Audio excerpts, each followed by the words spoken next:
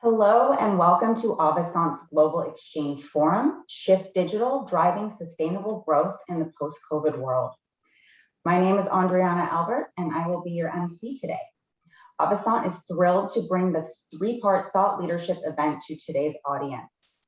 Over the next 90 minutes, you will experience insights from global leaders through a keynote and fireside chat, followed by two enlightening panels. Thank you for joining us today. As we aim to make these sessions as interactive as possible, we encourage you to utilize the chat and Q&A features on your dashboard to pose questions to the panelists, who will be answering these questions live throughout their sessions. It is now my pleasure to introduce you to today's host, Chitra Rajeshwari.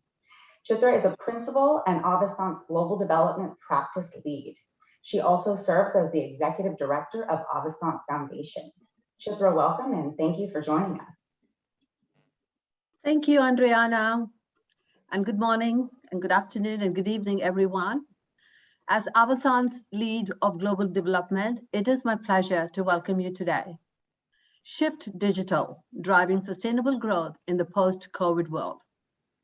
The pandemic has disrupted the fabric of the global economy and has fundamentally changed the way we do business.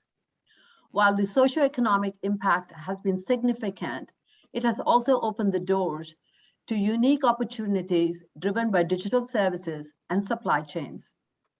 For the last 15 years, Avasant's global development practice has impacted over 20 million people around the globe while creating over 50,000 sustainable jobs. From the digitization of value chains to the hunt for digital talent to creating sustainable growth through digital economies, we will cover topics that are on top of mind for leaders today. These themes have become passions of mine, both from the global development perspective and the digital skills training we provide through Avasant Foundation to bridge the digital divide that are key to advancing the emerging economies. Powered by digital technology and business models, emerging global landscapes can now leapfrog traditional growth paths to become a leader in the digital economy. As digital talent and infrastructure become integral to global business, countries must develop a digital ecosystem to attract the next generation of technology-driven investments. Organizations are recalibrating traditional work models and policies to support new complex and dynamic environment. So let's get started. Today, we are fortunate to have an incredible lineup of speakers who will be sharing their firsthand experiences and stories of challenges and successes they have faced along the digital journey. I would like to introduce our first session, Enabling Hypergrowth Through Digital Value Chains, and the moderator, Anupam Govil. Anupam is a managing partner and global head of sales and digital transformation for Avasant. Anupam, over to you. Thank you, Chitra, and hello, everyone. So it's a pleasure to introduce our key speaker of the day. He is Tanmoy Chakrabarti. He's the Government Affairs Officer for Tata Sons Group, which is a global $120 billion group across many diverse industries. And Tanmoy has seen many different areas of the Tata's business, including on the TCS side, and right now deals with governments and other entities around the world to expand and grow Tata Sons business, and also help emerging economies get the impact of, and the benefit of economic and digital transformation. So Tanmoy is going to kick us off with a brief talk about how he sees digital value chains being disrupted and how can you enable hyper growth by leveraging digital technologies so that it benefits across the entire economy. So Tanmoy, I'll hand it to you first to kick us off, and then we'll do a little bit of fireside chat. Thank you very much, Anupam, for having me this evening in India and morning your time. Adrian, Chitra, for coordinating this. Lacey, thank you so much. It's my second rendition with Avasant. It's a pleasure for me to be here this evening. I think, from the last 18 to 19 odd months, the world has seen a complete disruption without even probably a single bullet being fired. And I think the tale is absolutely common to many countries in terms of experience. If I can just share with all the listeners as well as the people who have joined in this chat this evening, if we have to look at the flight of labor as one of the key and what should I say, very sad kind of event that took place as a result of the pandemic in our country, in India. We had so many daily wage laborers who lost jobs in urban areas. And then they had the flight to, in fact, some of them walked back to their respective villages. The government, for example, in India did support them with, food requirements. And they also bolstered something called the Rural Guarantee Employment Program to be able to give them alternative jobs in rural infrastructure development, because that labor workforce had actually moved back to the villages. That was a very, very marked phenomenon as an outcome of the pandemic. I think the second disruption that we all saw was the tremendous exposure of the deficiencies or the inadequacies in the healthcare segment in each of our countries. I think that completely was brought to bear in terms of the kind of tremendous load, at least in the second wave of the pandemic, that it had on the entire healthcare system, and the overwhelming of the healthcare system that took place, including a very, very overworked and extremely demoralized and very tired health volunteer workforce in all our countries. So that's something that we did see. I'm sure this would be a sentiment shared in terms of experiences in many of our countries. The third thing that we saw was the disruption, or the realization, if I can call it, of the inadequacies or the dependencies on the manufacturing value chain for many of our countries. And severely, the supply chain got disrupted because there was this whole business of most of the components emanating from one single country, and many countries being dependent on completing or finishing their end products based on that value chain sourcing from China, to be very specific here. And that kind of raised the realization of the need for looking at and identifying alternative sources of supply chains. In India, again, for example, at the same time as the pandemic, we had this whole focus and prioritization on being indigenously self-sufficient as an alternative, and looking at other countries to source and create alternative supply chain mechanisms. And that became frenetic. I can tell you one statistic that we have in India. We have right now a pendency of delivery of about 200,000 passenger cars. And they are not being delivered because the mechanical components are not there. They are very much there. But what is missing are basically the semiconductor chips, which basically are completely holding back the delivery of 200,000 plus people who have booked passenger car vehicles and are not able to get them for months together. So that can tell you the kind of threat that the entire automotive industry in India is facing, just because of the disruption of the supply chain for some of the key components of that. So I think we have seen several phenomena. For example, the lack of urban housing for daily wage laborers came out very, very strongly. And therefore, we had the flight of people going back because the very temporary accommodation that the daily wage laborers would stay in cities dried up because they were unable to pay rents, and therefore they had to go back and had no option. Of course, the jobs went away, and then their homes went away. So there was this whole economic relocation of people, causing a tremendous amount of stress for those families who were dependent on those daily wage laborers for even sustenance back home from the wages that they got. So that clearly was another major disruption. The other was, of course, the realization that maybe we have to completely reimagine the entire process of what we would like to do within the country, within the realm of the capabilities that each of our countries have around the world.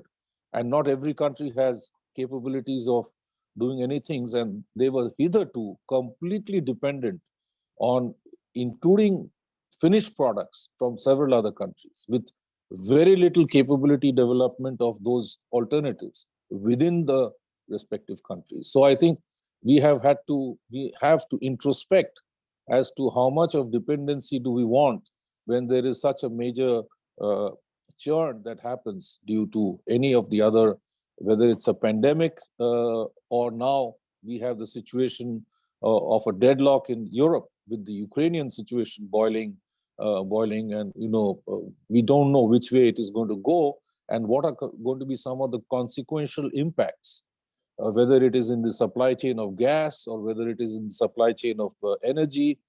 There could be many directions in which this can also go. And it seems that the pandemic hasn't been enough for the world to realize that we really need to focus on some of the fundamentals. For example, bolstering the healthcare capabilities of every country.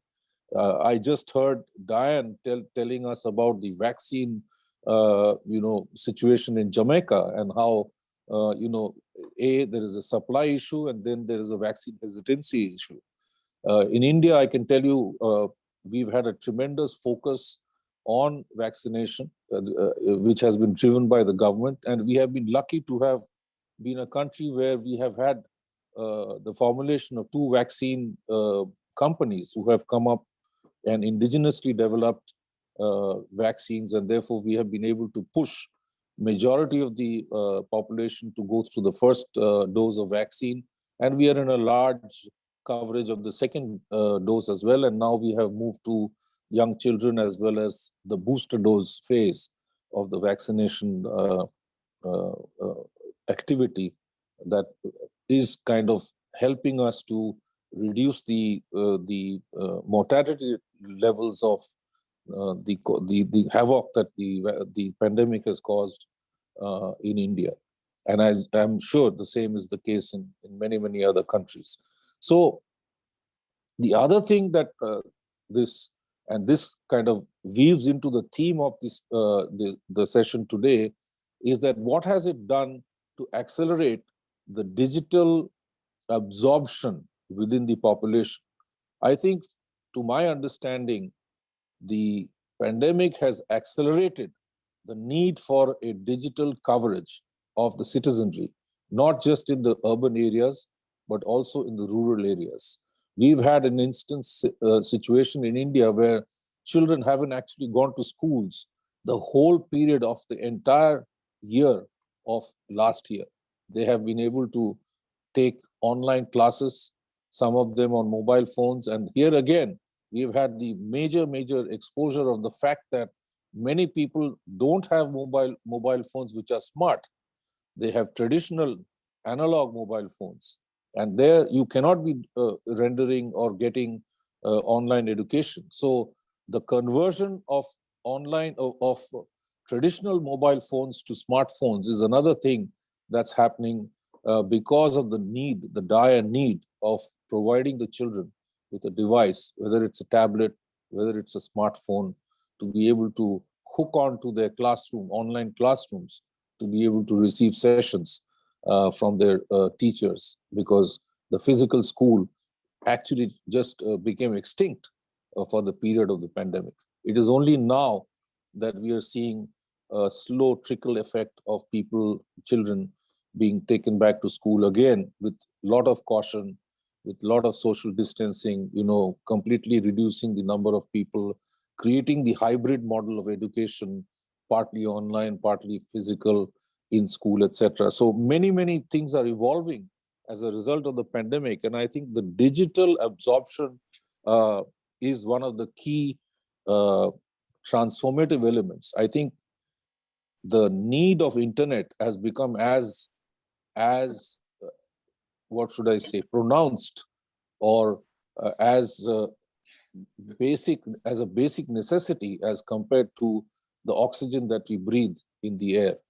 Clearly, connectivity is going to be creating or deciding the difference between the digital haves and the digital have-nots.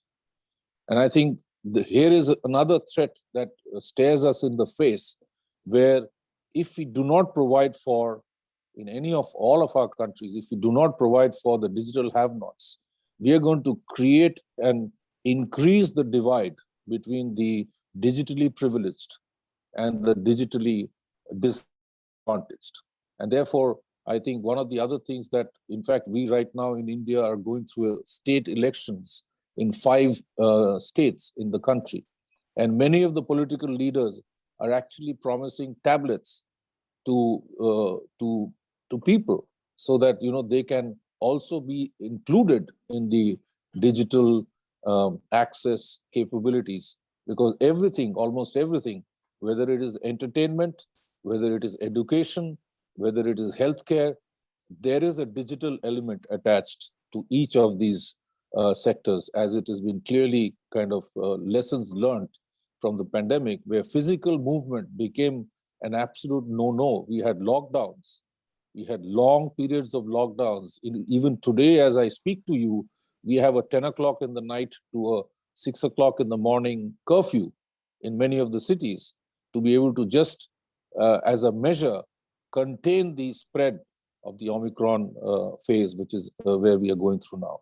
So I think overall, the pandemic has accelerated the need, the absolute need for digital connectivity, digital coverage. It has to go down to the last mile, to the last person.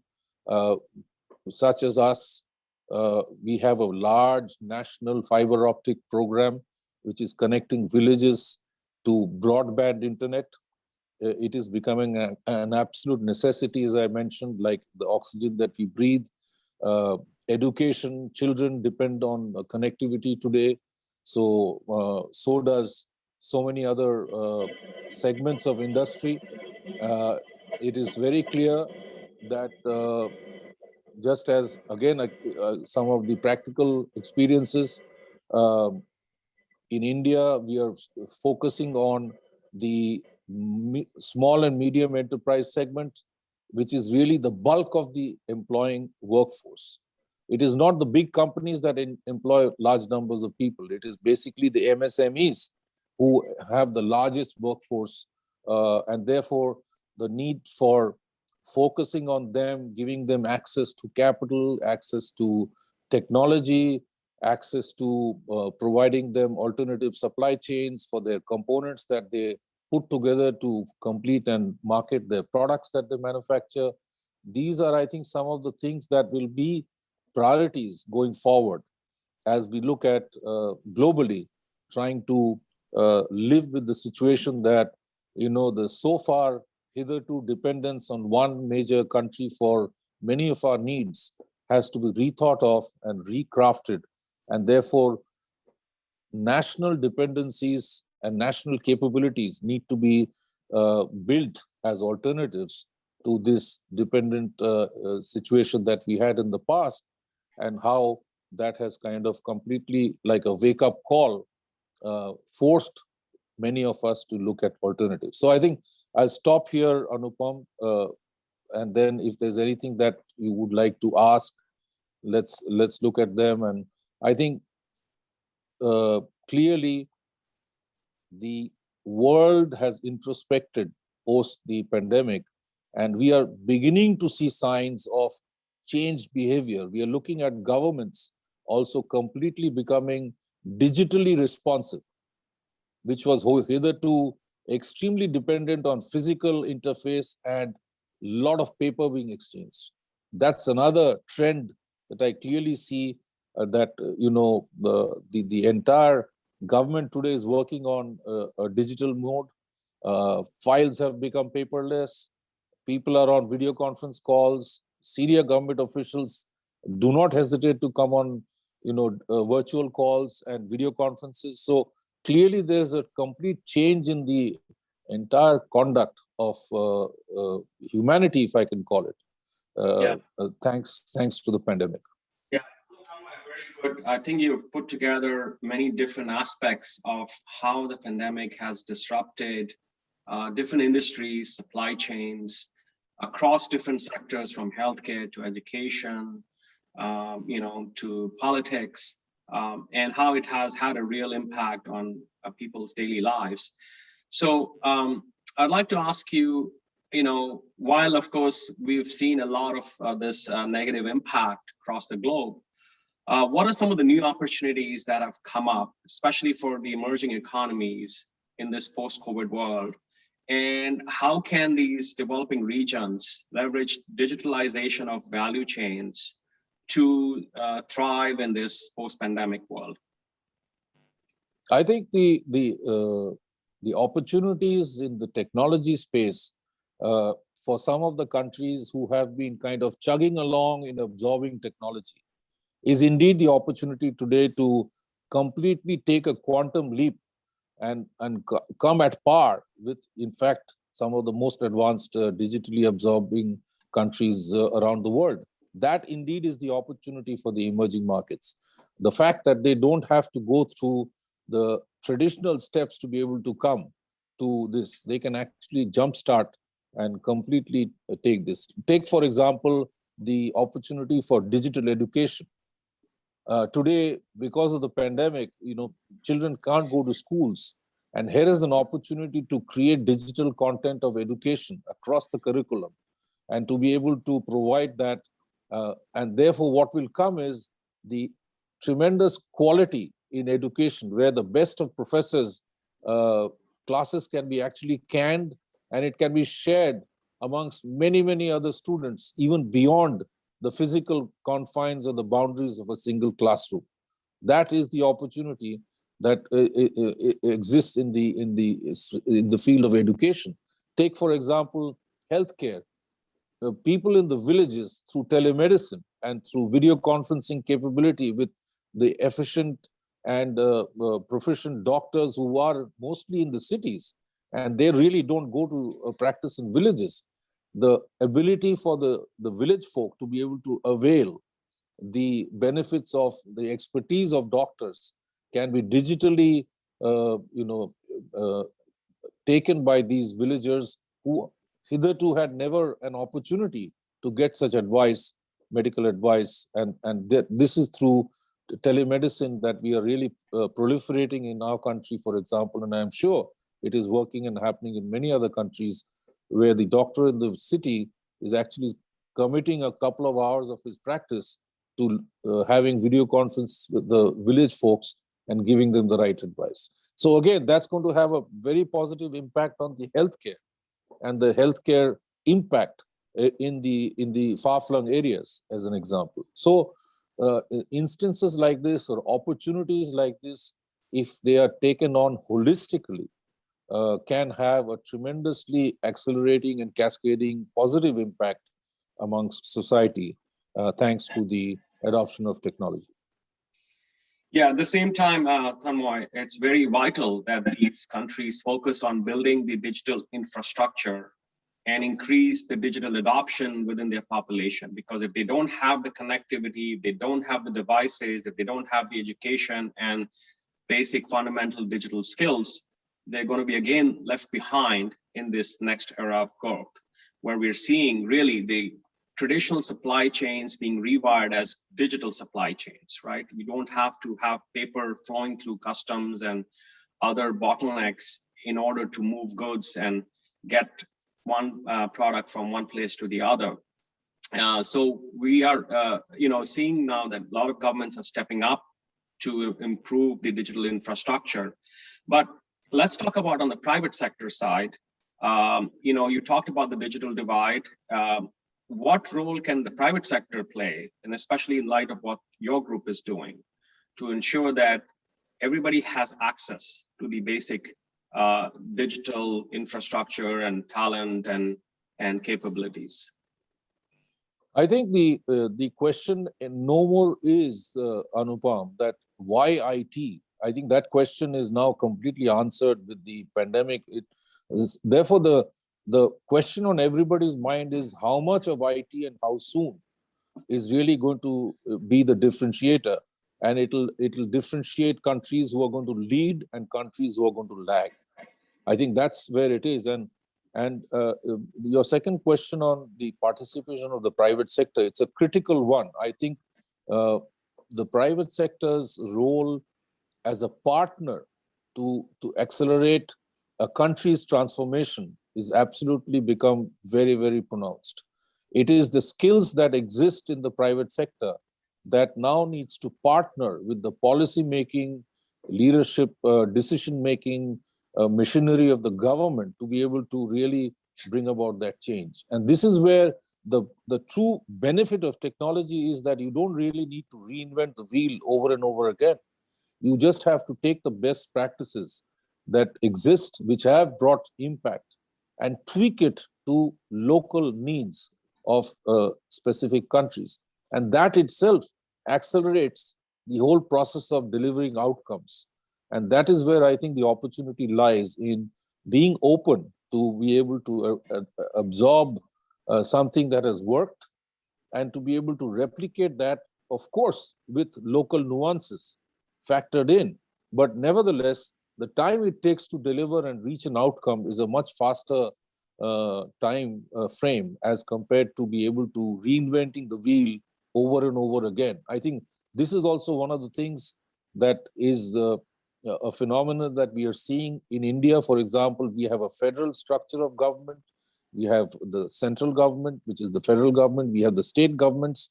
We are seeing a tremendously healthy kind of competition emerging amongst the state governments to be able to now at least understand what is working well in which part of the country, and having an ability to be open to the fact that if we can adopt it rather than reinvent it, that itself is a faster way to deliver or reach an outcome of positive change.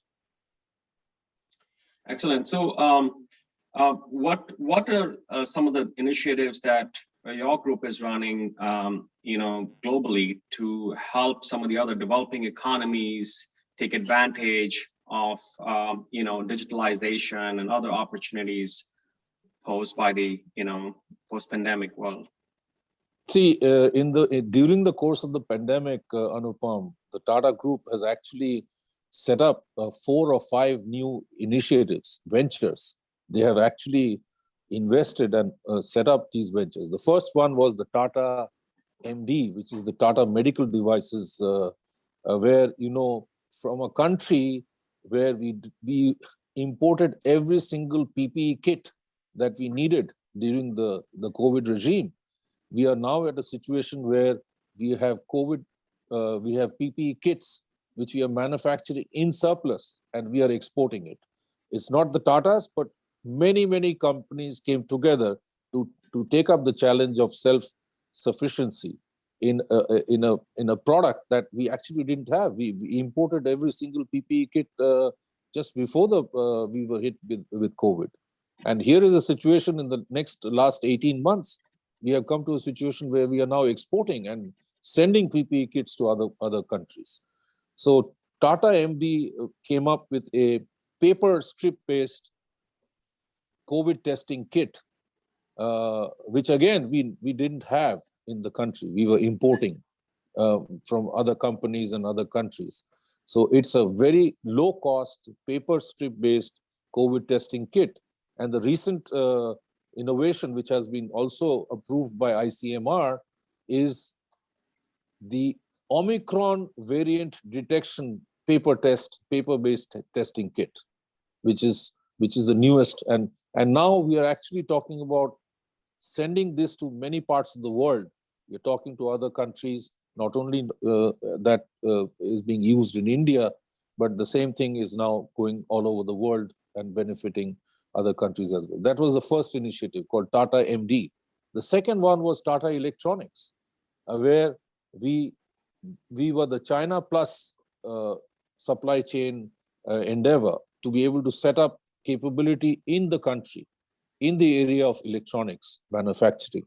And we have set up a large plant in the south of India, where we have already started with our first electronics manufacturing foray, and that's going to have a big pipeline of indigenizing capability to have electronics manufacturing. We are a large consumer of electronics. We are the second largest consumer of mobile phones in the world. And we had a situation not too many months ago when we never manufactured a single mobile phone in the country. Everything was being imported. From a situation where Samsung, as an example, has set up the largest mobile manufacturing plant in Noida, which is in the north of India. So things are changing here. There's a lot of indigenization, capability development. We are calling it Atmanirbhar Bharat, which is being self-sufficient, not just to satisfy and fulfill our needs, but also to become a provider for the rest of the developing world, where such products and goods and services would be required. So we are undergoing a major upheaval and change and churn, largely with a tremendous amount of sharp focus by the leadership in the country. Sure. So Tanmoy, thank you very much. This has been a very engaging session, and thank you for sharing your views on how the pandemic may have disrupted global supply chains, but at the same time open new opportunities for developing regions to capitalize on. And technology and digitalization and digital adoption is the key to success in this coming age. So thank you again. And with that, I'm going to hand it back to Chitra for the next session. Thank you for having me, Anupam. Have a great one. Bye-bye. Thank you, Tanmoy. Okay, Chitra, bye-bye. Okay, so thank you to Tanmoy and Anupam for your inspiring words. We would now like to dive into our first panel, The Hunt for Digital Talent, Leading the Future of Services. We will discuss the rise of digital services and what that means for emerging economies.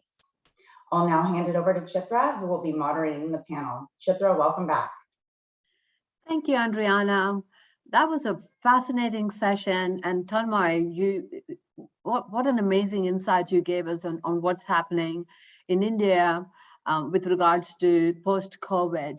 One of the key enablers of digital services is the right talent, which is a must for the growth of emerging economies. You talked about digital divide.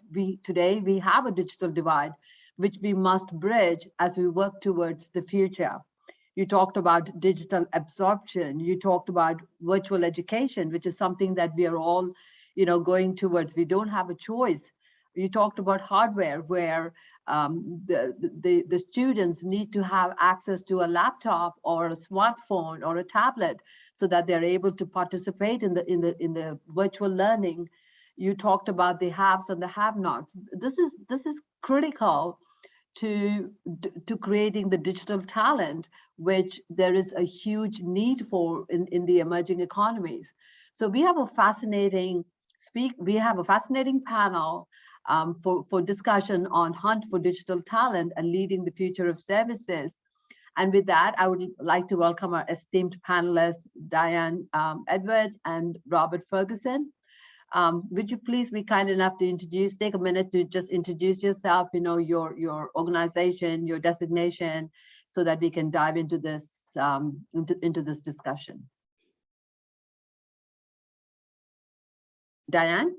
Sure. Good morning, good evening, good day, everyone, wherever you are. I'm Diane Edwards, president of JAMPRO, which is Jamaica's investment and export promotion agency, as well as business advocacy.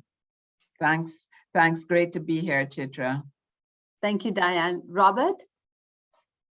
Hi, good morning. My name is Robert Ferguson. I serve as the Director of Labor for the Commonwealth of the Bahamas. I'm extremely excited to be invited to participate in this very important workshop seminar. I hope the information that I share will be able to assist our colleagues from the Caribbean and indeed around the world. Okay.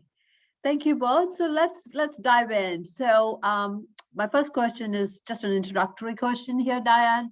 Tell us about JAMPRO and its mission for Jamaica. Well, JAMPRO really leads the charge to attract inward investment and to promote local investment. But this is direct investment, job creating investment. So we have embraced the whole digital space as one of the critical factors of competitiveness of any modern economy. So exactly as Tanmoy just said, if you're not digital, you almost don't exist. So we know that we have to be in this space, and what we've done is to develop a digital skills upgrade strategy with the help of the IDB to really bring us into this digital space. So JAMPRO is both an advocate because we've helped to develop a digital skills strategy, and we're also attracting inward investment and helping local tech companies to find contracts in the international market. Thank you, Diane. And Robert, how is Bahamas recovering from the impact of Hurricane Dorian? And then you had the double whammy. You had the Hurricane Dorian, and then you had COVID-19. So what is Bahamas doing? Well, first, I'd like to say that the Bahamas is made up of 700 islands and 2,400 keys stretched over 100,000 miles. About 24 of those islands are inhabited, and in 2019, Hurricane Dorian really devastated the Bahamas. Two of our major economic centers, primarily Grand Bahama and Abaco, were affected, where in excess of 80% of the homes and businesses were completely wiped out. Then in 2020, as you were, the COVID-19 impacted in March of 2020, the government had to basically hit the economy down. Our economy is a tourism-based economy, so that had a devastating effect. We have about a workforce of about 218,000 persons in the labor market. And at that time, before the hurricane and the pandemic, the employment rate was about 9.2%. By the end of 2020, we estimate the employment rate was very close to about 40%. You're talking about thousands and thousands of persons were out of work. Thankfully, as a result of the many wonderful things that are happening as a result of COVID-19, the vaccinations and all of the measures and the protocols put in place, the Bahamian economy is on the rebound. We have not been able to complete a labor force survey as yet to determine the unemployment rate, but we suspect it's significantly reduced from 40%. We expect to have that survey completed by May of this year, and we'll be in a much better position. But Grand Bahama is slowly bouncing back. Abaco is under major restructuring and reconstruction. And so the Bahamian economy is looking very, very good at this time. That's wonderful to hear. And I know that I know we have Irene on the next panel. An Inter-American Development Bank is investing a lot of money in the knowledge space. You know, we have been very fortunate to get funding from them as well as we work and create the digital talent in both the Bahamas and in Jamaica and other countries in the Caribbean. So my next question to both of you is, so the rise of digital services, what does it mean for emerging economies, and has the pandemic leveled the playing field between offshore and nearshore? Maybe Diane, you want to go first? Sure.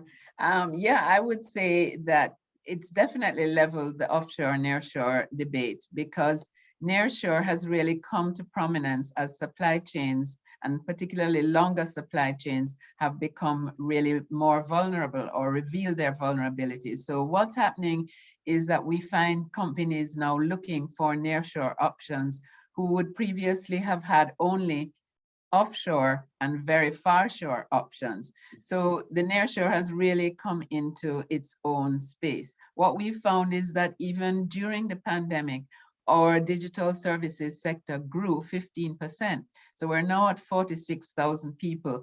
You know, when we started this game about 7 years ago, JAMPRO developed a 5-year plan that said we were going to hit 50,000 employees. And this plan actually, if it hadn't been for COVID, we'd have reached it at the end of 2020. It's put us off a year. We've lost about a year, but we've bounced back, and we really are in a hockey stick up the tick. So what this means for us is that before COVID, our unemployment rate had dropped to 7.2%, which is the lowest in Jamaica's history ever. Now we're at 8.5, so we're coming back down very nicely. So we're now really looking for new talent and how to expand the talent pool. True, and thank you, my sister from Jamaica. We have a similar situation here in the Bahamas. The COVID-19 pandemic has taught us many lessons. Even though it's now rebounding, we still have a significant amount of companies still have employees who are working from home. They are now switching from the model brick and model workplace to home environment.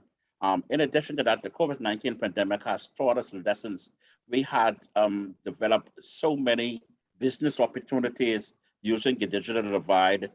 Many businesses went on during the pandemic when restrictions were there. The meetings continued. In fact, one of the greatest things that's happened is that the Bahamas recently signed the Bahamas Decent Wage Country Program, where the Department of Labor, the Ministry of Labor, was working between the United Kingdom, Trinidad, and Africa.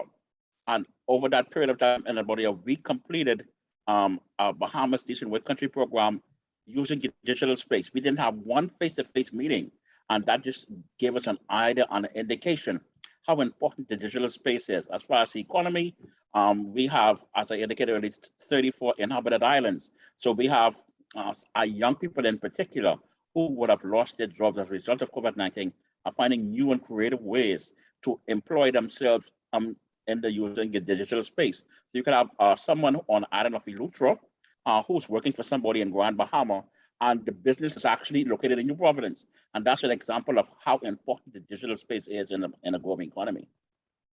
No, and that's very true, because some of the silver linings of COVID is the digital adoption, right? It's here to stay. It is the future. We all knew about it, but the pandemic has forced everyone to be part of this digital era, maybe you want to call it, and that this is the future.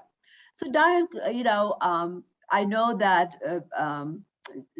JAMPRO and Jamaica is very invested in creating digital curriculums and creating the talent pool. So how is the development digital skills curriculum helping your workforce? You said you've increased it by 15% up, 46,000 people in the industry, to be better, fit for hire, as the term that you use in the global service sector.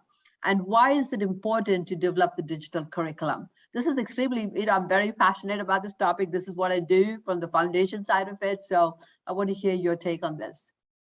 Yeah, great question, Chitra. And just for everyone's knowledge, Chitra was there with us in the very beginning doing an impact sourcing project, highly successful project in inner city Kingston to bring young people. What is really exciting about this space is that people don't have to access it only from academia. So they can access it from wherever they are. So you can be a young unemployed kid, and we bring you into our digital skills curriculum, and you can really, if you're smart, and a lot of them are, you can excel very, very quickly. So what we've had to do is to create a digital skills curriculum, which is now being adopted in the secondary school system in Jamaica by the Ministry of Education. We did this under our IDB Global Services Sector project. And what we responded to is really the needs of industry. And this is what is exciting, because industry is now really partnering with education. So you see this virtual circle happening and driving the skill set. So it's no longer just about learning by rote. It's really about adopting the new skill sets that the digital industry will need. And digital really permeates all the industries, because we have a whole Go Digital program for SMEs, which also upskills the SMEs into using digital. So you're growing your contracting, your outsourcing IT providers at the same time as you're growing the digital of your SME sector. So it's really, really a virtual circle, I would say. And also, Diane, would you talk a little bit about the career pathway framework and have the job roles changed because of the GSS program that you're doing? And how is the career pathway framework helping new entrants in understanding the requirements of of the GSS and of Jamaica? Well, we just did a survey of parents and guardians, young people, teachers, everyone, stakeholders in the education industry. And what we found is young people have really embraced the digital career. And what the Career Pathway Network is going to do is young people can go on and literally chart their career course. They can say, I want to go down this particular path. I want to be in IT, or I want to be in software development, or I want to be in some other part of the digital skills framework. And they can literally chart their course and look at the skill sets required for every step of the way. And what's great about this whole period, the silver lining of all the suffering we've been through, is that there are new jobs emerging. So we have a shared services operation, for instance, from KPMG, where they service all of their North American practice. And they do the HR, the proposal writing, the data analytics, and various other things in Jamaica from there. And they're expanding. They literally celebrated their 500th employee 2 weeks ago, and they're heading for 1,000 as we speak. So it's really an exciting time to expand the whole understanding of the digital space, because what we found is some of the limiting factors are the parents and guardians who don't understand the digital space. So we're encouraging them to also use a career pathway so that they can understand and better advise the kids on how they can develop their digital careers.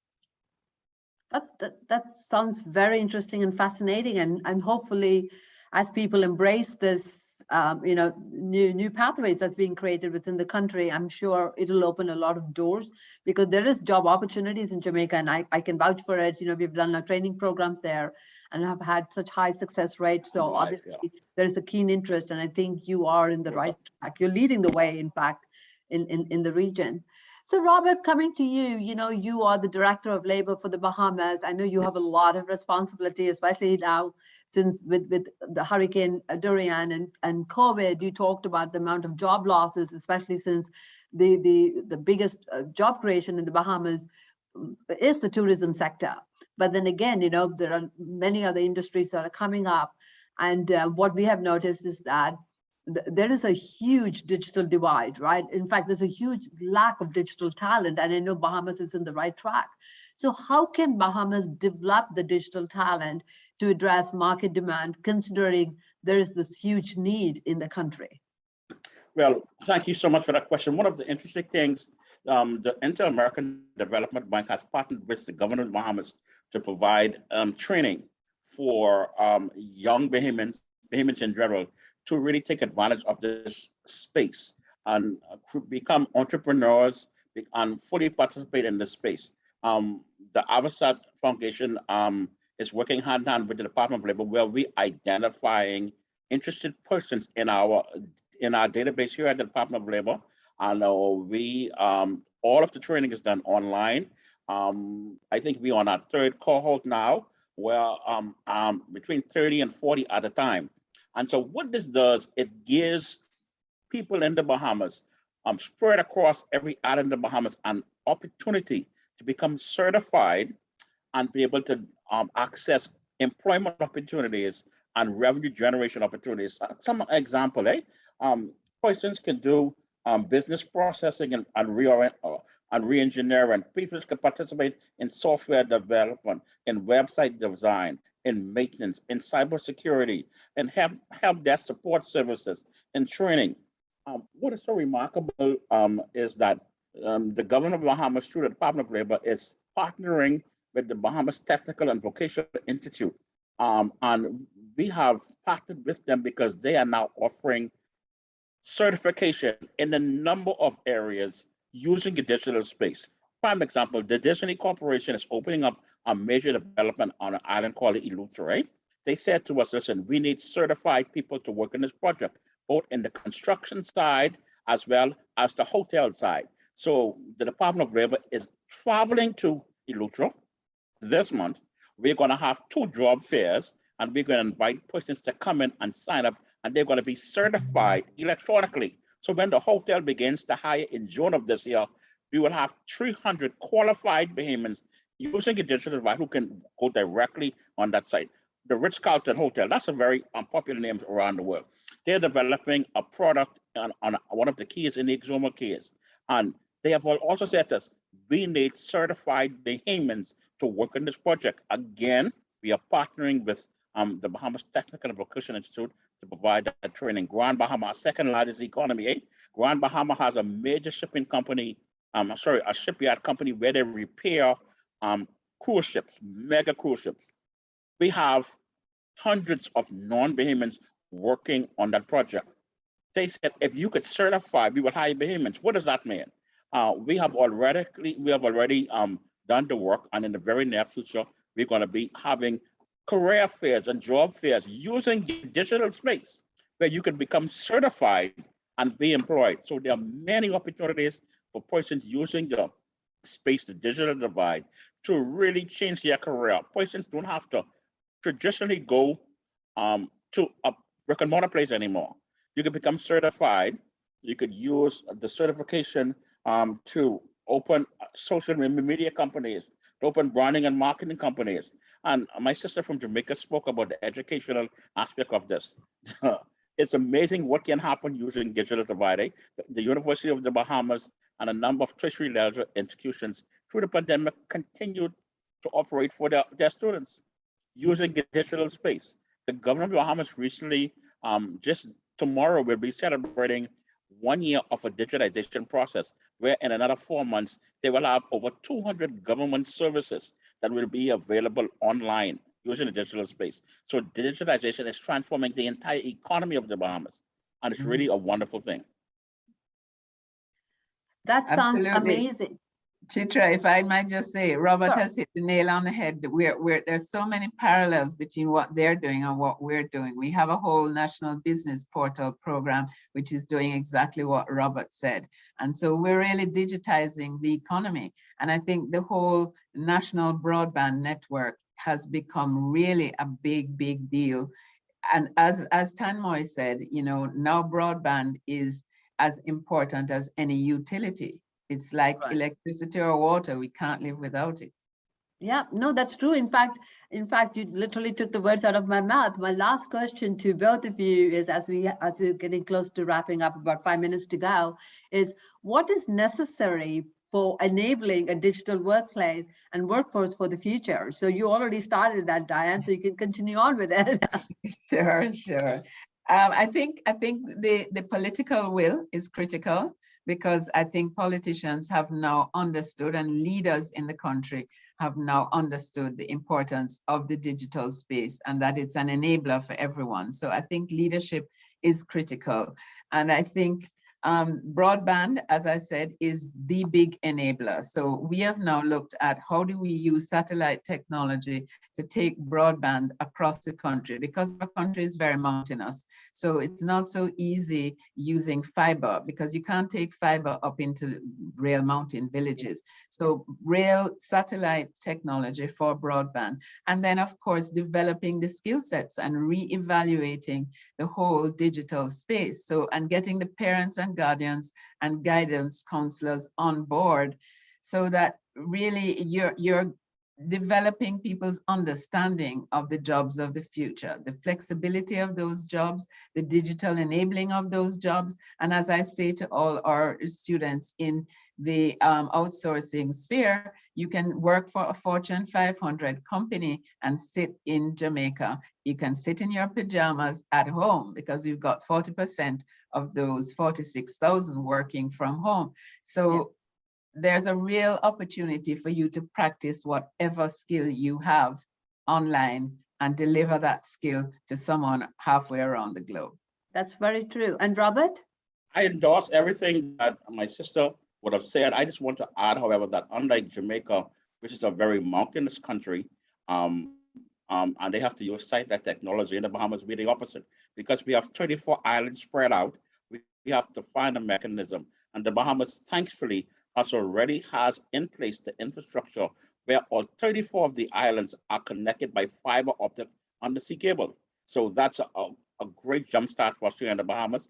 One of the weaknesses we have, however, is that on the island of New Providence, which is a small island, 21 by 7, We are highly populated, and some of the persons do not have access to technology, internet. So the government's main objective, they have to have the willpower to provide easy internet access, high-speed internet to the entire island of New Providence. So if you are unable to have, for instance, internet in your home, you should be able to go at a community park, should be able to go to a center and just sit with your laptop, sit with your smartphone and do business. Like Diane said, you could be sitting down in your short pants working for a major multinational company sitting on the park.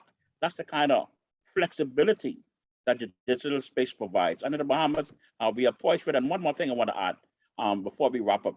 In addition to having the easy access at your home, the government must have the willpower to develop ITC products in high schools at this time. The persons from grade 9s must have an opportunity to know that they could become an entrepreneur using digital technology by the time they leave high school. They can become certified. You don't need an undergraduate degree anymore to be certified and generate money. If you have the opportunities to serve in the digital divide, you get the certification, you can improve your standard of living and quality of life wherever you are in the world. Yeah, it's a fascinating topic. We can talk for hours together. The only last thing I would say is that, first of all, it was phenomenal, Diane and Robert. Thank you. Is that with the borderless workforce, you know, we are in the world we are in. It's borderless. You can have the digital talent and be in your country, like Diane said, sit in front of at a beach home or in the Bahamas and serve the world, right? So the world is open to you thanks to digital skills, digital talent. So I think the relevance and the importance of digital talent is far beyond just within your country, you know. So I think that is the core message here, that the world is open to you no matter where you are, as long as you have the digital skill set and you're able to do the job from anywhere. I want to thank you both so much for your time. It was such an interesting dialogue, a conversation. We could maybe continue this offline. But again, Diane Edwards and Robert Ferguson, thank you both so much for your time. Over to you, Andriana. Thank you, and thank you to you, Thank you. Shipra. So thank you to all of our panelists for sharing your invaluable insights. Up next, I would like to introduce the topic of our closing panel, the shape of sustainable development in the digital age. We will be exploring digitization and how it can enable sustainable development. I'll now turn it back over to Anupam, who will be moderating the panel. Anupam, welcome back.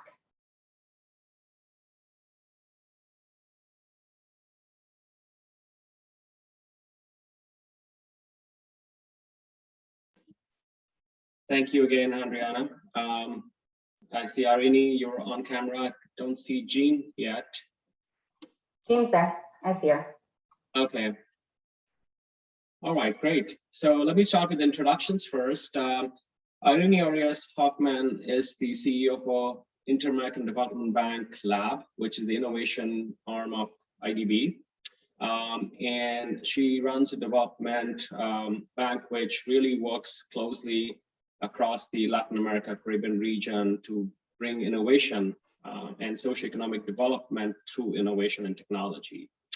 And Jean Holm, who's the Deputy Mayor for Budget and Innovation for the City of Los Angeles and has been involved in several of the smart city and other social initiatives within the city. So we'll have a great conversation with them today about how sustainable development is evolving and what it can achieve in the digital age by leveraging digital technologies. To start with, let me just share a slide which shows, you know, how digital transformation has become a driver for socioeconomic development. It's having a huge multiplier effect. In the previous sessions, you've seen how digital talent has become a key ingredient for emerging economies. And also, we talked about how the digital supply chains are now opening new opportunities. So what we're seeing is that digitalization is impacting GDP growth, is lowering unemployment, accelerating international trade, and also uplifting social welfare around the world. So it's very important to understand how development banks, you know, cities and states and even private sector can leverage digital transformation to have that multiplier effect on the economy. So with that, I'd like to start with my questions to our panelists today. So I'd like to ask Irini first, please share with us a little bit about IDB Lab and its mission in the region. Thank you so much, Anupam, and also to the entire Avasan team for making us part of this conversation, which is so central to what we do at IDB Lab, and also as part of the overall Vision 2025 of the IDB Group.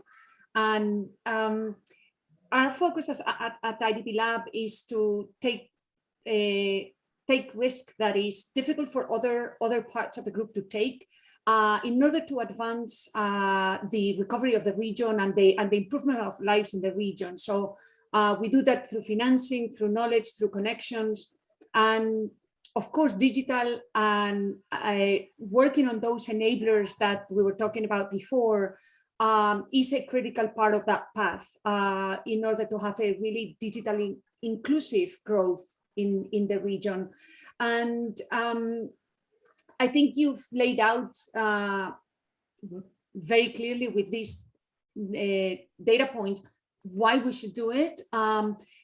Just to put even more emphasis on the sense of urgency that we have to work together on this, and Avasan has been a great partner in terms of some of the solutions that we are promoting. That sense of urgency is even more now given the situation in the region, because we've seen how 3.7 million of MSMEs have been wiped out, 22 million new poor people are in the region now, and unemployment is reaching 10%.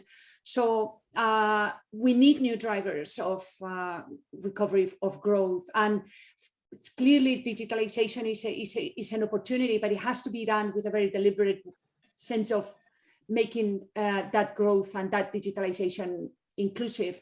There are some a lot of things that give us hope that we can get there, and we've seen the incredible resilience and capacity of adapting in the region from MSMEs, that 28% of them have established an online presence that they didn't have before. E-commerce in general in the region has grown by 230%, and we saw during the pandemic how 14 countries use digital wallets to distribute financial support.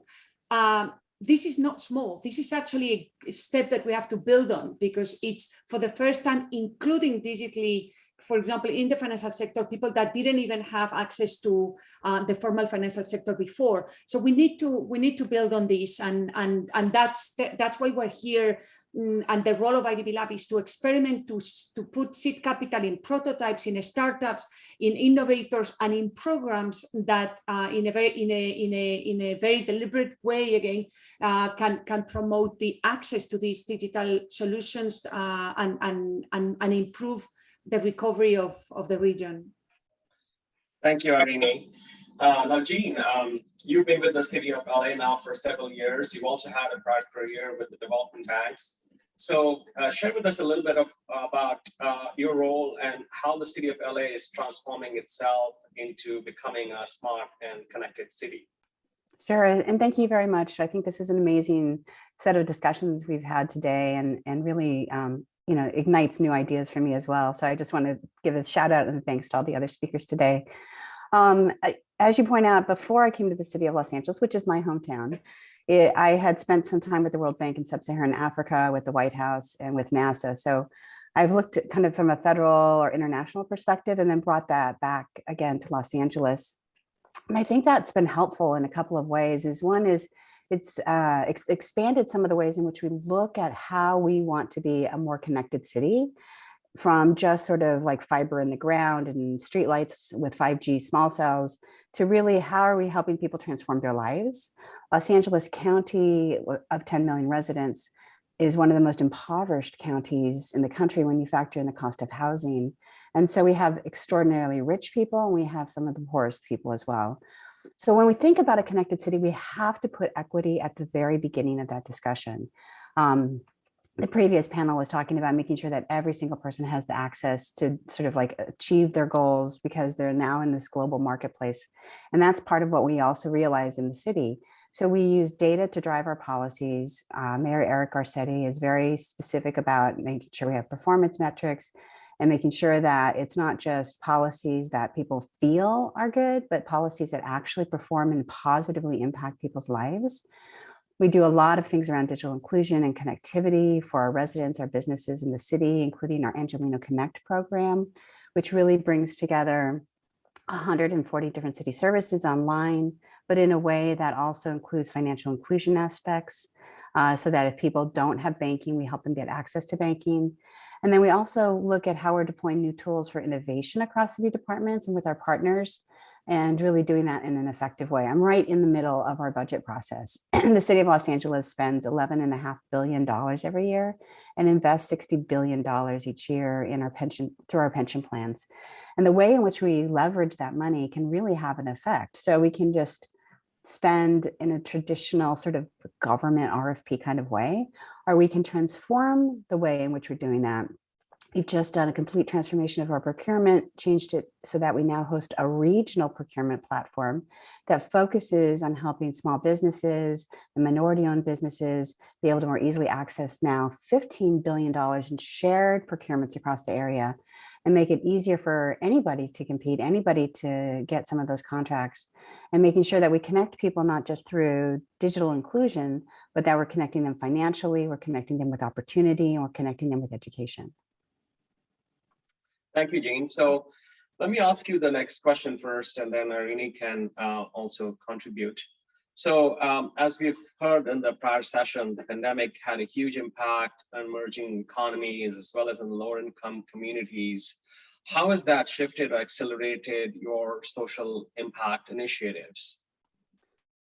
Significantly. For many of you too, the last 2 years have been a bit of a blur as we've tried to stand up new services and we've tried to help our neighbors, and maybe some of you have suffered from COVID, and I hope all of you and your families are safe and well today. The city and the county of Los Angeles work together very closely, but the county tends to be the one who provides mental health support and health services and meals delivered to homes and things. And what we realized at the beginning of the pandemic is it was going to be impossible for them to do all of that. So we shifted from just picking up the trash and feeding the animals at the zoo and making sure that there were city services. We serve 4 million people just in the city of Los Angeles, 500,000 businesses, and we have 50,000 employees. So there's a scale there. And what we did is we shifted to really focus on what was most needed to keep people safe and healthy. So we converted in the first 2 weeks of the pandemic, we converted all of our recreation centers to homeless shelters, and we housed almost 7,000 people practically overnight. I don't remember any of us sleeping for those first 2 weeks as we were helping people, because we were just so concerned that they didn't have health services and that the pandemic could rip through a homeless encampment really fast. So I brought them in, and that helped stabilize folks so we could give them medical and health services, get them safe, make sure they were healthy. We then started delivering over 60,000 meals every day to our seniors who cautiously wanted to stay indoors but needed to go out grocery shopping. So we made sure hot meals were delivered to them, which was another new program. We converted many of our librarians, since our libraries closed mostly during that time, we converted our librarians to hotline workers. So when people, and contact tracers. So if people got a positive diagnosis of COVID, we would do contact tracing to try to make sure we notified everybody to be able to quarantine.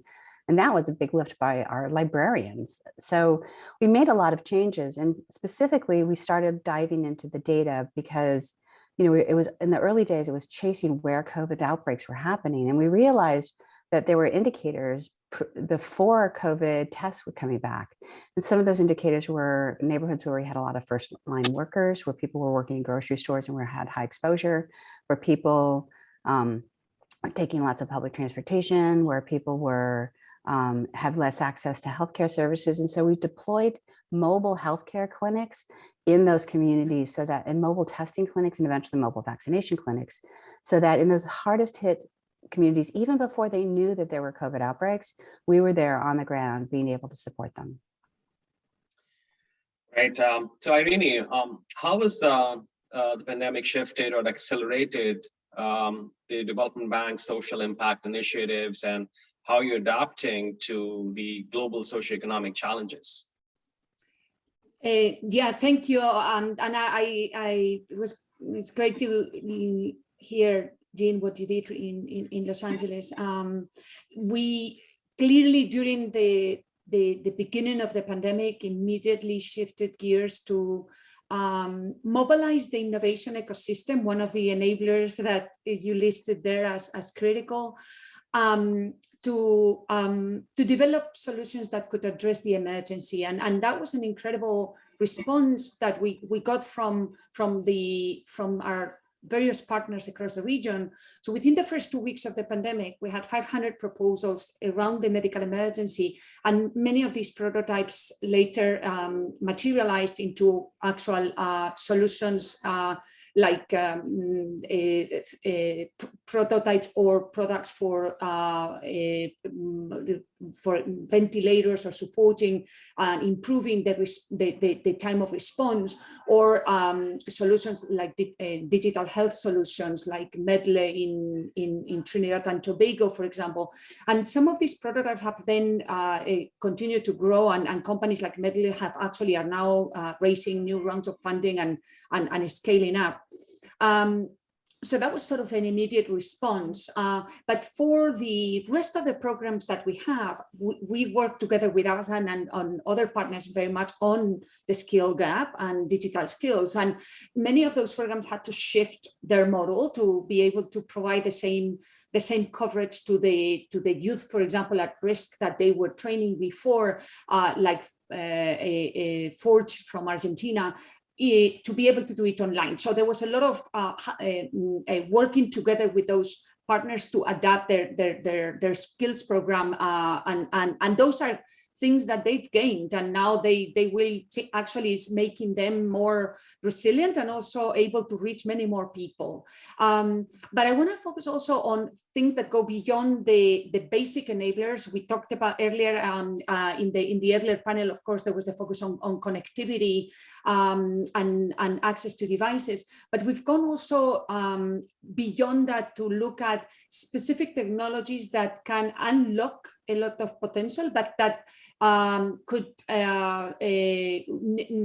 where we need to make sure that they reach everyone, and that's blockchain and artificial intelligence. So we put a lot of emphasis on going from just doing pilots and planting individual trees of, for example, use cases of blockchain for education credentials or digital wallets, etc., or digital ID, and really ensuring that we lay the foundation, that we have those technology layers in a way that is a public good and a digital highway, and that's LACchain. So we put a lot of effort in accelerating the growth of LACchain as a global blockchain interoperable network that makes it easy and effective for anybody who wants to run an application that takes advantage of the transparency, the cost gain, the cost savings, etc., that blockchain can bring, with in a way that is much more that is easier to adopt. So accelerating the adoption and making it more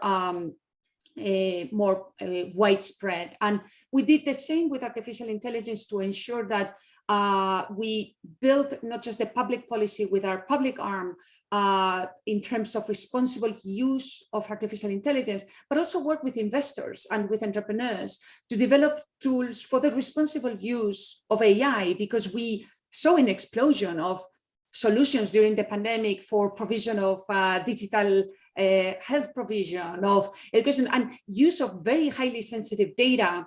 And we wanted to accelerate the adoption of the right standards in terms of the responsible use, the development of responsible algorithms that would not discriminate against and have unintended biases against population that would otherwise be left out. So blockchain and artificial intelligence and working as a community and in a partnership with you and other partners to accelerate the inclusive growth and adoption of these technologies in a responsible way has also been something that we've spent a lot of time on. So, Amy, I think you've really showed how IDB Lab is leveraging blockchain, AI, analytics, etc., to amplify its social impact, and that digital innovation can become a game changer if it's used in the right way to enable sustainable development. An initiative you just talked about, I think you mentioned blockchain and Fairlac. These are very important regional initiatives that can become then sort of the foundation for digitalization across the entire region. So, Jean, talking about technology and digital innovation, how is the city of LA leveraging that to implement the SDGs and to transform the way the city serves all of its citizens? It's interesting. When I left the World Bank, and came to the city, I didn't really think I'd work on the Sustainable Development Goals again, although I'd been so involved with countries in Sub-Saharan Africa and with Russia and India and doing that work. And about the first month I was at the city, the Hilton Foundation asked if anybody at the city was doing work on the SDGs. And so I raised my hand and a group of us got involved. And so we were one of the very first cities to adopt the Sustainable Development Goals as a framework for the way in which we measure and manage and try to work through the kinds of challenges our citizens are facing. And so we adopted the SDGs formally. We've had several local voluntary reviews. We work with other cities around the world to try to help them also do this. And it's a little different when you take it from a national level to a local level. And so we also have a website that has all of our SDGs, all of the data behind it. And that data is often updated in real time to see how we're measuring to all of the different components within each of the Sustainable Development Goals. Just kind of what Irene was just saying about the importance of the proper use of technology, I think is so critical. So we've actually created a digital bill of rights and data ethics policies that all of our developers are responsible for calling out whenever there might be bias introduced into a system. And that becomes really important when we realize the impacts some of these policies have. If we aren't intentional about making sure that they are equitable, then people can unintentionally introduce bias. And so we have those frameworks in place. And the way in which they manifest is that when we look at things like air quality and climate action, then as part of our SDG measurement, we also approached NASA to get a large grant that we're working now with them on predicting what we breathe. And this uses machine learning and artificial intelligence. We take data from the NASA satellites and the European Space Agency satellites. We combine it with data from our ground sensors, which might be at landfills, on trash trucks, at different sites. We combine it also with areas where there aren't sensors for whatever reason. Historically, there haven't been. We use citizen scientists and neighborhood scientists to take sensors they check out from our local libraries. We let them take those home for free and place them on their balconies or in their backyards or at their schools so that we have a more dense, more equitable area that we're measuring air quality. And then we can predict, actually, using machine learning, we can predict what the future outcomes are going to be. And so we now have real time you can go up and see what the impact is going to be in your neighborhood. This helps people like me who have severe asthma plan if I'm going to go out to the park this weekend, or am I going to try that marathon maybe this weekend? But I will know because I can see what the air quality is going to be like. And the same way we do it with gender equity, when we take the SDGs and we bring it down to a local level, we may have a different way of interpreting gender equity than, say, Nairobi. And so for us, we want to make sure that we include the LGBTQ community. That's part of what we talk about when we talk about gender equity, that we look at decreasing women who are in situations of domestic violence, that we look at funding for women's empowerment issues, and are we putting our funding where our values are. And so I think that having the SDG framework, being able to compare to other cities and being able to kind of realize, I mean, LA is the 13th largest economy in the world by itself. So, given that we want to compare ourselves to other nations too, and how we're investing in social values, I think is really important. Yeah. And also, Jean, I think you've talked about this before, reducing the digital divide and ensuring financial inclusion are very important to ensure equitable development, that the impact is felt across the entire community. How are you addressing these priorities? Sure. So we have done a lot around digital inclusion. That's been one of my particular passions, both before I came to the city and at NASA, where I helped to work on the interplanetary internet. So it's a very, very different kind of versions of digital inclusion. But in Los Angeles during the pandemic, for example, with partners like T-Mobile, we gave away 18,000 Wi-Fi hotspots to our homeless and foster care youth who had dropped out of school. And we worked to bring them back in school. We worked with people in public housing with Starry Internet. We've provided free high-speed broadband to 12,000 households in public housing. And we're continuing to work aggressively and proactively with our telecommunication companies that we meet with every single month, helping them build out faster, but also making sure they're building out equitably in our digitally divided neighborhoods. As we started this, we wanted to connect more people to city services. So this program we have called Angelino Connect, where we have a single sign-on to about 140 city services. That's really impactful for making efficiencies and effectiveness in the way people access them, making sure everything's multiple languages. But when we did that, before we started that program, we held 50 community-based meetings, mostly virtual during the pandemic, and talked to people who are immigrants, who are low income, who are elderly, and ask them, and were homeless, and ask them how they would access city services. And one of the things that came out of it was connectivity. So we provide computer labs and computers to check out at the libraries, free Wi-Fi hotspots. The second was digital literacy. So we work with lots of local organizations to help improve digital literacy and safety. We have a LA Cyber Lab that helps people and businesses learn to be safe online. And then thirdly, it was around financial inclusion, because it turns out that 13% of Angelinos, 500,000 people, are unbanked. And so when we said, oh, you can pay your water bill online, they said, no, we can't. Even if you can get connectivity and literacy, they don't have a financial instrument or a credit card to be able to do that.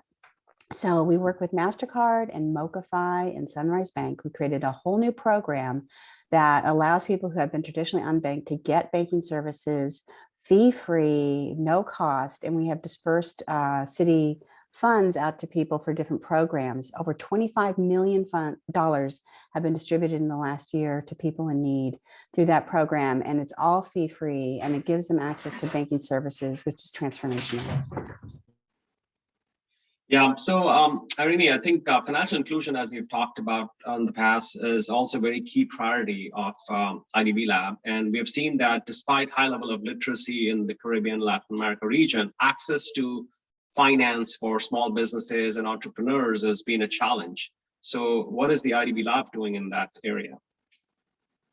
Yeah, so we see a big opportunity. It's still very much a cash-based society, so we can't just plug and play solutions from other markets. There has to be a real knowledge of the local context. That said, there's been a huge revolution in digital payments and unicorns in the region emerging in this space, even from small markets like Uruguay. dLocal was very successful in adapting what is a global solution to the situation and the local characteristics of needs of people in Latin America and the Caribbean. And so from our side, we, among the 600 startups in which we have invested, about 25% are in some ways related to closing the financial inclusion gap through new models. Some are fintech, some are other plays that started as marketplaces that have built this in, or edtechs that have evolved into these, or digital job platforms that gathered data on their workers and are now adding partnerships. For example,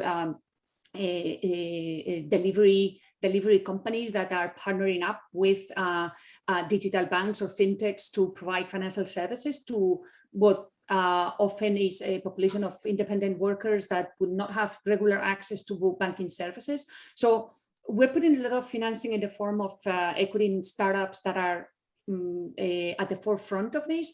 But again, also looking at the enablers, and I very much like the framework that you shared earlier, and making sure that we create that foundation for others to be able to develop more solutions and really reach a certain scale in areas. The example that Jean was giving on the cash transfers is a very good one. And again, not letting what happened during the pandemic go to waste in terms of, okay, you have 14 countries that have now gone into digitally transferring this support to vulnerable families, and now they have a digital wallet. And so we've worked, for example, with Citibank as part of LackChain, and to test payments that basically a project to tokenize those conditional transfers and from governments to individuals,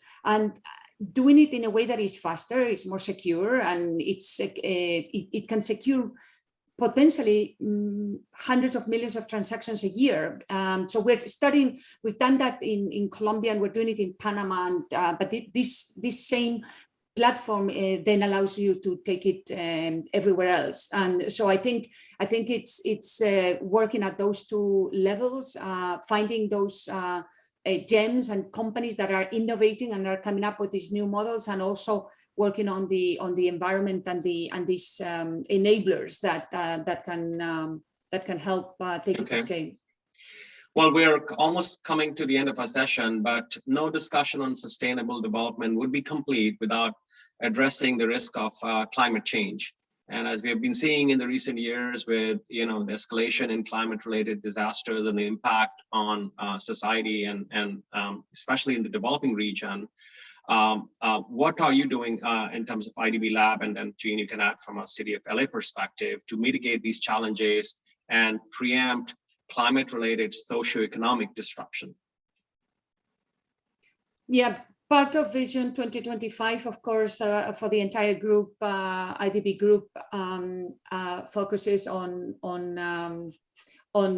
climate change, and we have a strategy within IDB Lab to support that focuses not just on the mitigation and adaptation, but also looking at natural capital and that as an asset of the region, and an opportunity for the region to use that to address this challenge. And one of the main programs where we are very excited about the potential results in the coming years is a program in the Amazon, where we're supporting eco-entrepreneurs. We are also working across with Herencia Colombia, WWF, Paulson Institute, and Salesforce and Esri to have a platform that can connect projects that are protecting the Amazon with financing that is looking to support these kind of projects. So again, raising sort of the level of knowledge and awareness of the opportunities and the efficiency in which we channel resources that can support and help us address the crisis, and also protect and take advantage of the abundance of natural capital the region has. Right. Jean, in about a minute, can you recap quickly what the city is doing in that area? Sure, and I posted some links in the chat too. So Mayor Garcetti has just finished his tenure as leading the C40 cities, and that group together has committed to more than 10,000 actions to address climate change across cities around the world. And I think that has been impactful, is not just what we do in Los Angeles, but what we can motivate other cities to do and kind of lead other cities to talk about. We just 2 days ago passed a permanent ban on oil and gas drilling in the city of Los Angeles. And so that, which is huge given the history of our city and how we, some of the wealth has been accumulated in Los Angeles. We passed the most comprehensive building energy efficiency ordinance in the country. And we are working on decarbonization of buildings and a zero emission zone in the city as well.